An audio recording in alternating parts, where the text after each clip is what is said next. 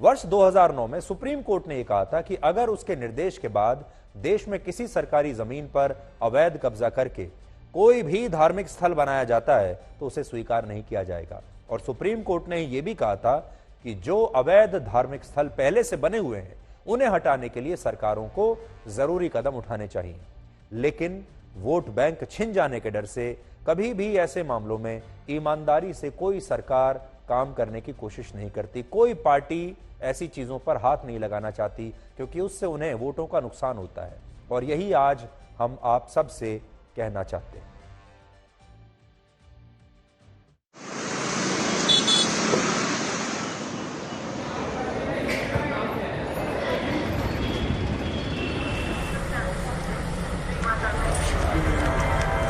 जो यहाँ पे रहने वाले हैं, बुजुर्ग हैं बहुत ज्यादा, वो तो ये कहते हैं कि 100 साल पुरानी दरगाह है। देखो हमारी उम्र तो इतनी है नहीं, लेकिन हम भी कई सुनी बातों पे करते हैं। ये 100 साल से भी ज्यादा पुरानी दरगाह है, पहले नीचे हुआ करती थी। ये फ्लाईओवर का काम चला है तो फ्लाईओवर वालों ने आए, PWD ने ही ऊपर करी है। अपना कोई रोल नहीं है इसमें कि हमने बना दियो, हमने कर दियो। वो सब कुछ जो करके गए हैं ना, वो गवर्नमेंट ही ने करा है, अपन ने कुछ भी नहीं करा अलग से। नहीं, कभी भी कोई ऑब्जेक्शन नहीं हुआ है। बाकी जैसे कभी उर्स वगैरह होता है तो कोई भी बकायदा उसके लिए एप्लीकेशन वगैरह दी जाती है, बकायदा उस तरह से इंतजाम होता है, पुलिस व्यवस्था होती है, सब दिया जाता है सरकार की तरफ से भी। बाकी इस तरह का और कुछ नहीं।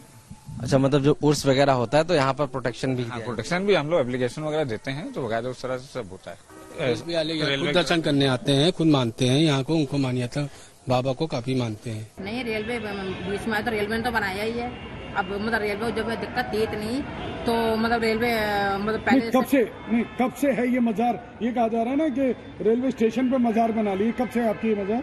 ये 1564 से जब से ही है। वो तो ये यहाँ से जो लाइने हटी रेलवे लाइने तो पहुँच गई, तब से ये ऊपर आ गया। ये तो पहले तो दोनों पटरी बीच में हुआ करता था ये। अब ये है जब पटरी यहाँ से हट गई है तो ऊपर आ गया। किसी को दिक्कत नहीं, हर धर्म के लोग आते हैं ताकि मुरादें पूरी, मन्नत मुराद पूरी होती है।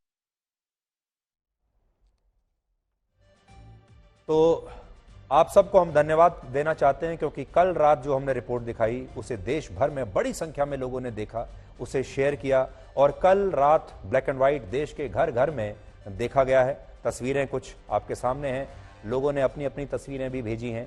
और जैसा हम आपको बता रहे थे कि जनता के साथ, दर्शकों के साथ जब न्यूज चैनल की भागीदारी होती है तब उसका जो नतीजा होता है वो सबसे ज्यादा इंपैक्टफुल नतीजा होता है।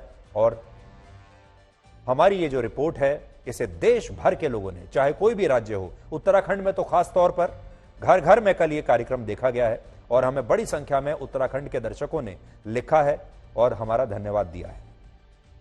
तो हम भी अपने दर्शकों का धन्यवाद देते हैं और उन्हें यह आश्वासन देते हैं कि आपके सरोकार से जुड़ी हुई जो तमाम खबरें हैं वो हम आपके साथ इसी तरह पार्टनरशिप में, यानी आपके साथ भागीदारी में ऐसे ही इन मुद्दों को उठाते रहेंगे। असल में बहुत सारे मुद्दे ऐसे होते हैं जिनके बारे में बात करना बहुत मुश्किल होता है, जिनके बारे में बात करने में बदनामी ही बदनामी है, दबाव ही दबाव है, डर ही डर है। इसलिए ज्यादातर लोग इस तरह के विषयों के बारे में बात नहीं करते। और मीडिया क्या, आप लोग भी, आम जनता भी जो हमारे देश की है, वो भी इस तरह के जो सेंसिटिव इश्यूज होते हैं, चाहे वो सहते रहें, परेशानी होती रहे, लेकिन आम जनता भी ये सोचती है कि ऐसे पचड़ों में क्यों पड़ना, क्योंकि वो जानते हैं कि आगे चलकर ये जो बातें हैं ये खतरनाक रूप ले लेती हैं। लेकिन अगर भारत एक धर्मनिरपेक्ष देश है तो फिर सरकार की जमीन पर कोई भी, चाहे वो किसी भी धर्म का व्यक्ति हो, चाहे वो मंदिर हो, मस्जिद हो, गुरुद्वारा हो, चर्च हो, किसी को भी ये इजाजत नहीं होनी चाहिए कि वो इस तरह खुलेआम जो जमीन जनता की है, जो जनता के काम आनी चाहिए, उस जमीन पर लोग धर्म के नाम पर अवैध कब्जा कर लें। तो हमें लगा ये हमारा कर्तव्य है कि हम इस मुद्दे को उठाएं। अब ये मुद्दा यहां से हटकर, यानी स्टूडियो से बाहर निकलकर आपके बीच है। अब ये मुद्दा आपका हो चुका है और आपको जैसे ठीक लगे आप वैसे इस मुद्दे को उठाइए।